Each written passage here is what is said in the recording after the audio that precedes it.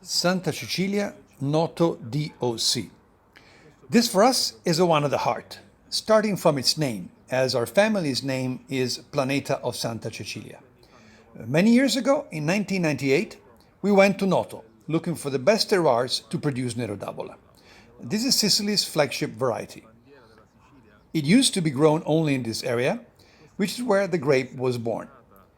The soils are white chalk, and the area has the least amount of rain in all of Sicily, so we practice a low-vigor viticulture here.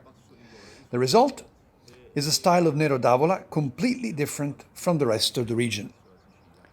Santa Cecilia comes from two vineyards, Buonivini and Agliastro. It is harvested around mid-September and remains on the skins for about 24 days, before aging for 14 months in barriques of second and third use. This gives us a Nero d'Avola with perfumes of dark cherry, wild blackberry, carob, graphite, and incense.